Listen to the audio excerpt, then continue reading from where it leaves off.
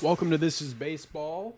I'm Brandon Johnson. It is April 16th. So we are past tax season, into the middle of the month, and the season's well underway. Got a lot to get into this week. We have an update on the Shohei Ohtani, Ippei Mizuhara theft case, more MLB uniform nonsense between Nike, Fanatics, Major League Baseball. It's really just all bad. We'll get into that in a little bit. Legendary broadcaster John Sterling announced his retirement. We'll get into some teams that I think we can definitely say this is not their year. It's a short list that I have felt confident that I can write off for the remainder of 2024. We'll take a deeper look at the AL Central, where all those teams stand, and talk some Royals. Again, I am Brandon Johnson. Thank you for tuning in this week. Let's get into it. So, to get back to the Shohei Ohtani, Ippei Mizuhara case, this is from DodgersNation.com. Shohei Ohtani, interpreter charged with fraud. Ippei Mizuhara stole more than $16 million per the Department of Justice. The investigation alleges that Mizuhara transferred more than $16 million from Ohtani's bank account to an illegal sports book. Now, remember when this first broke, we thought it was in the range of more like $4 million. Now, obviously, $16 million is significantly more than 4. So this is a pretty big deal, and this has been going on for a while. According to this, Mizuhara helped Ohtani set up a bank account in 2018. So right there, Mizuhara has access to the bank account. Put those pieces together. In 2021, that's when the bets began taking place with the illegal bookmaker. Over time, the bets got larger, and he ended up making thousands in wagers. And any of his winnings went into Mizuhara's personal bank account, not into Ohtani's. Now, there is a couple of texts that were revealed from Ippei Mizuhara that he texted his bookmaker after the scandal broke in March. So the one that was probably the most important was Mizuhara said, technically I did steal from him being Shohei Ohtani, which pretty much makes Shohei Ohtani innocent in all of this. He is admitting, Mizuhara, that he stole from Ohtani right there. Quote, technically I did steal from him. Now, this is a CBSSports.com article. The U.S. Attorney's Office obtained records of telephone calls in which Mizuhara allegedly spoke to bank employees and falsely claimed to be Ohtani, including providing biographical information in order to ensure the bank would approve the wire transfers. Now, I want to read a tweet. This is from Joe Pompliano.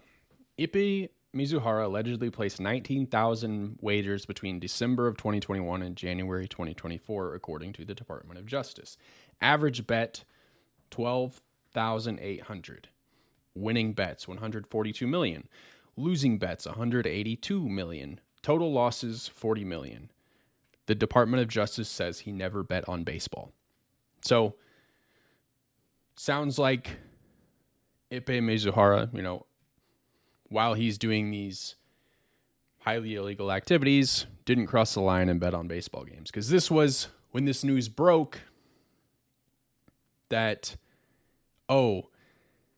if we find out that Shohei Ohtani is part of this and baseball games are being bet on, Shohei Ohtani is toast. He's done. He's going to get the Pete Rose treatment.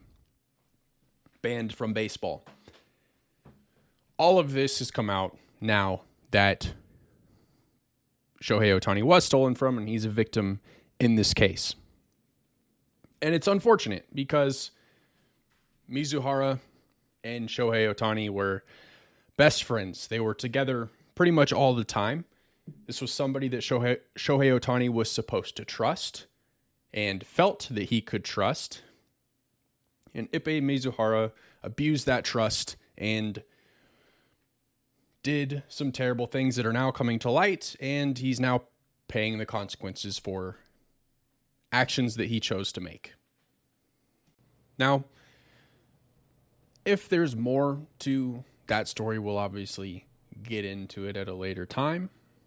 But I want to hop into more MLB uniform nonsense. We've kind of talked about it before, where Nike and Fanatics made major changes to the Major League Baseball uniforms this season, and they have been kind of universally given negative reviews, with the lettering and the fabric being, the lettering being small and the fabric being,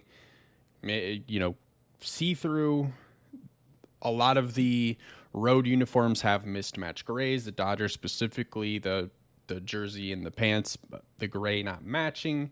A Brewers player the other day had to borrow a Ball Boys pants for their City Connect uniform because his pants were not the right size, so he had to wear a Ball Boys pants. Multiple teams actually still don't even have their City Connect uniforms and haven't been able to debut them yet this season because they are not in stock. I don't know how you don't have something in stock that is important for Major League Baseball teams across the country, but that's exactly what's happening. Now, Nike has been quoted in saying that they're testing different options with the uniforms to make the fabric better and maybe to make them more soak resistant, because especially with the grays, the road grays, these players start sweating and their jerseys are just drenched in sweat and they're just like essentially soaked throughout the game. So they're testing options to help absorb that better. And there's no really further explanation on what exactly they're testing or even what a timeline is on these potential changes and fixes for the uniform. Something that should really be one of the last things on a team's mind is, are our uniforms ready? Are we getting the right stuff? Am I going to sweat through it? Is it going to be see-through? Just, things that you shouldn't have to worry about as a player. Now, John Sterling, the legendary broadcaster, most notably with the New York Yankees, he's been with them since 1989, has announced that he is retiring. He's the announcer that has the iconic Yankees win call whenever the Yankees win their games, and he's retiring. He's 85 years old and has accomplished what he has set out to do in his career, and so he's calling it a day. So congratulations to him. He's obviously legendary, and he'll be missed in the booth.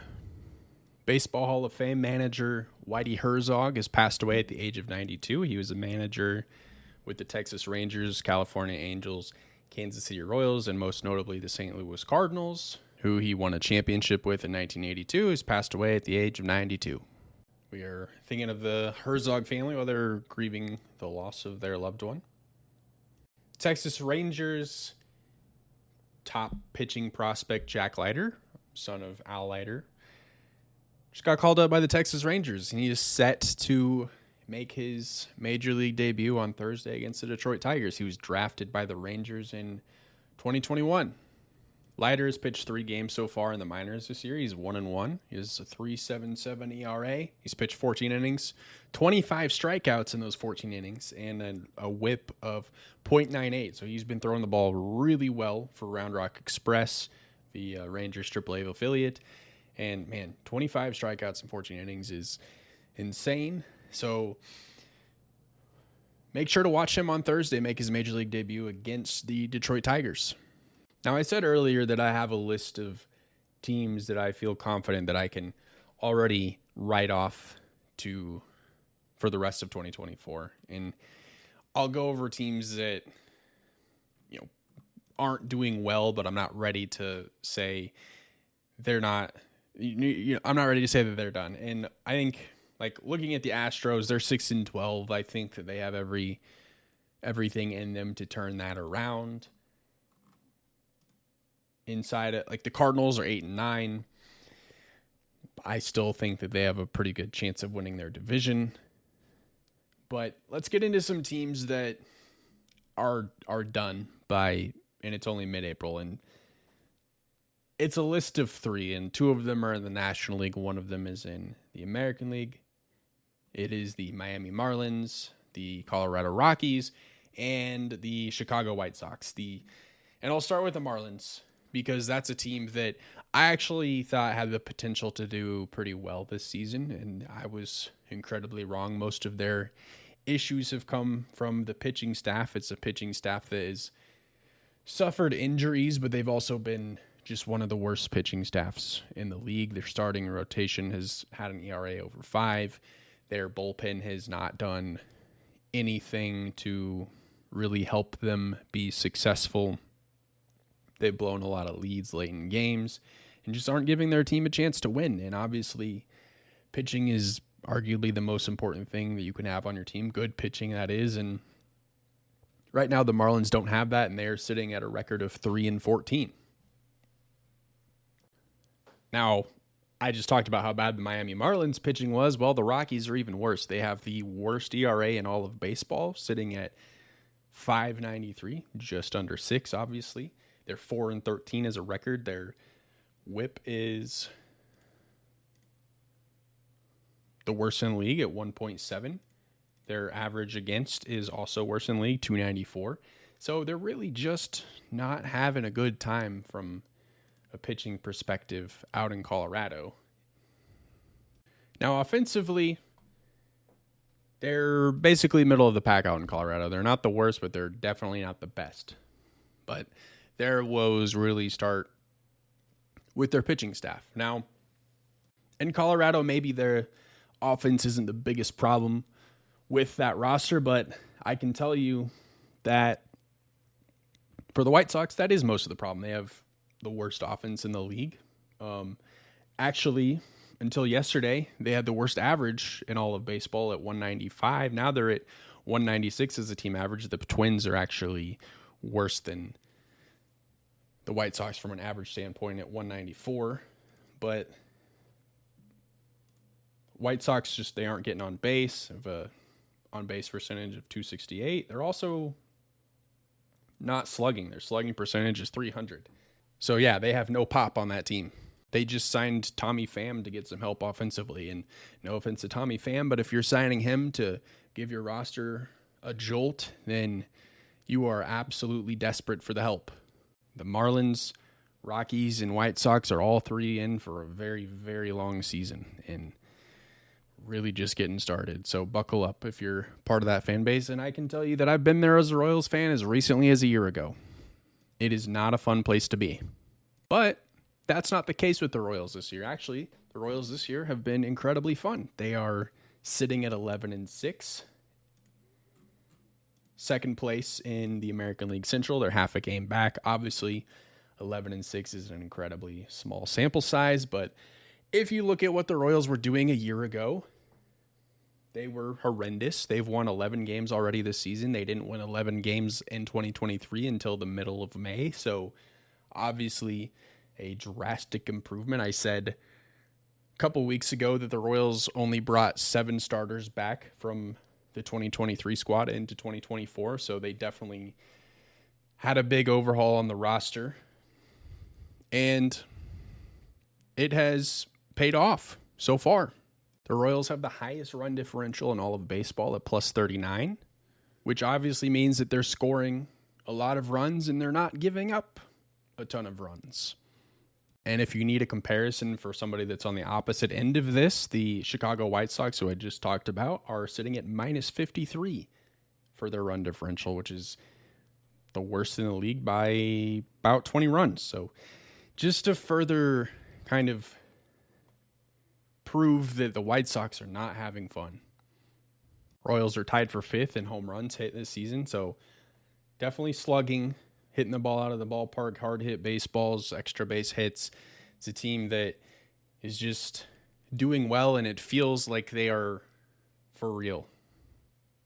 And I know that I'm going to do a lot of talking about the Royals, where I think this time last year I was already kind of over talking about them. But obviously I want to talk about teams that are good, and the Royals right now were good. And we'll take it one step at a time. If we get to a point where it gets away from them and we need to move away from talking about them, then we will. But right now they are a team worth paying attention to. They're a team worth talking about. They have the second best ERA in all of baseball at 2.86. They are top 10 in WHIP. The pitching staff has 3 shutouts so far this season. Now, for context, the Royals had 6 shutouts all of 2023, so already a significant improvement. They're already halfway to what they did last year. And I don't know if these numbers are sustainable for the Royals pitching staff all season long, but 3 weeks into the season, it feels pretty good to feel like this pitching staff is headed in the right direction and can be the reason that this team is going to be competitive throughout the season. As I stated earlier, pitching is one of the most important aspects of a roster. So the Royals overhauling their pitching staff and bringing in players like Michael Wacha and Seth Lugo to help solidify a rotation and be part of a Cole Reagans and Brady Singer rotation. It's just gone super well so far. And the American League Central, I've said it before, I think is a winnable division. I think let's say the Twins do win the division and they win 85 games, and that's enough to win the Central. Which I don't think the Twins are winning, but hypothetically, Twins win the division, 85 wins. If the Royals win, let's say 81 games, they go 500, they're 81-81. Well, that means they finished 4 games out of first place. They missed the playoffs by 4 games. And if they missed the playoffs by 4 games, that means that Kansas City was paying attention to them in May, in June, after the All-Star break, after the trade deadline. They were paying attention to them during September when the Chiefs started playing regular season football. And that's exactly what you need to happen if you're the Royals, is you need your fan base to be interested before OTAs happen in NFL. And I think, again, I'm going to say it a lot, hopefully, that this team has the meaning to, or has the making of being a team that can win this division and possibly go on a playoff run. And I hope that June 1st, I'm still saying this, and I'm talking about the Royals being buyers at the trade deadline. Who can we add to our roster to help us solidify this opportunity? What holes do we have? What prospects can we give up to get Major League ready talent to help a team that's ready to compete in October? That's what I want to be talking about come July. Now, I want to close the show, talk a little bit of Royals Stadium news. I know that this podcast has kind of become the stadium location podcast, but if we hear news about something, we're going to talk about it. So obviously the Royals wanted a downtown stadium in the Crossroads District in downtown Kansas City. They took it to a vote. The public said no. So the Royals had to kind of go back to square one.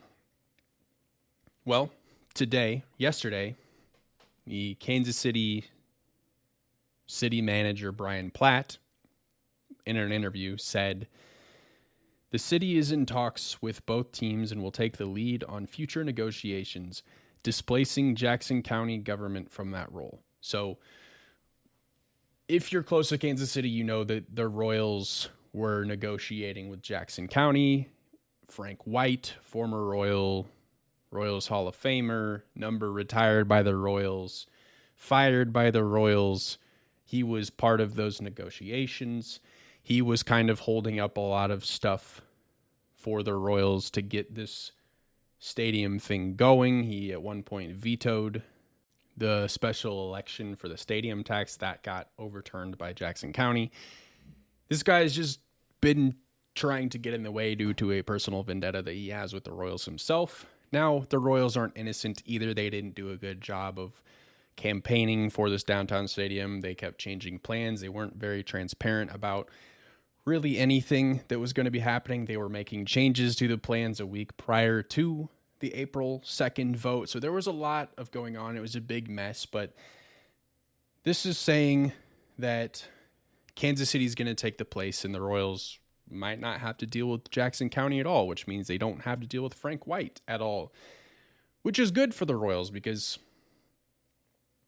it's probably not good for them to have to deal with somebody that doesn't want to act in good faith with the Royals. So Brian Platt again said the city's in talks with both teams being the Royals and the Chiefs, by the way, that the city will take place leading future negotiations. And Platt also suggested that the next deal for a downtown ballpark might not require a public vote. Now, that could mean a couple things. It could mean somehow privately funding it. It could mean getting that money from just other various channels. We don't really know yet because that was just a very small quote. And I got that from Royals Review on Twitter, if you're looking for that. But we don't know. But it feels to me like this downtown stadium is going to get done. I still have a lot of hope that the Crossroads spot is going to get done. And that's actually where the Kansas City manager and Mayor Quentin Lucas have been wanting this to go. And that's still in their mindset that the Crossroads is the best spot for a stadium. I tend to agree with that. Now, again, a long way to go. And we'll have to see kind of what the plan is to get that to happen if it's not going to require a public vote. But I'm excited to be part of the ride and to see what happens with that. Now, that is all I have this week on This Is Baseball. Thank you so much for listening. I will catch you next week.